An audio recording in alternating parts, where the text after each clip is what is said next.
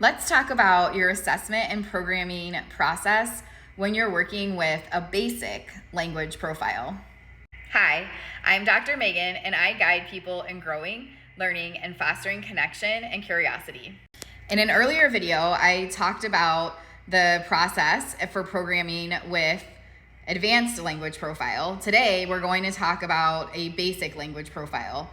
Do want to give the disclaimer, these labels are completely arbitrary. It just was the easiest way to create a visual that I made around how people can decide what they should be doing assessment and programming wise, depending on where their clients are performing with language. I'll put that visual at the end of this video so you all can see what I'm talking about.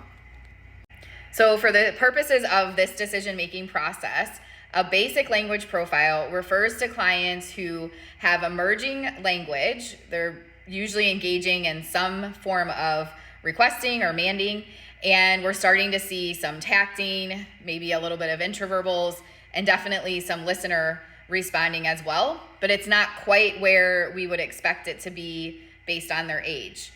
And when I say this language is happening, it doesn't have to be vocal language. It's any form of communication. So it could be signs, it could be gestures, picture exchange, AAC, but you're seeing these different verbal operants within their communication. So the first thing I'm assessing when I have a client with this type of profile, I'm using the TARPA by Dr. Siri Ming and colleagues to assess their relational abilities, especially looking at coordination. If they pass the various exercises and activities within TARPA, then I would be moving into focusing on further assessment and programming using PEAK, specifically equivalence and transformation. If they don't pass the different sections of TARPA, then I would be working on doing more training and testing with them in whatever sections they don't pass. So for example, TARPA has a section where you're training the tact and testing for the derived listener response. They also have training the listener response and testing for the tact, and there's some other exercises and activities in there as well. So whatever part of that is not being performed, especially in the testing format, I would be focusing in on programming relating to those areas. In addition to focusing on TARPA and PEAK, I would also be looking at the different phases of derived relational responding and assessing to make sure that we have foundations of generativity.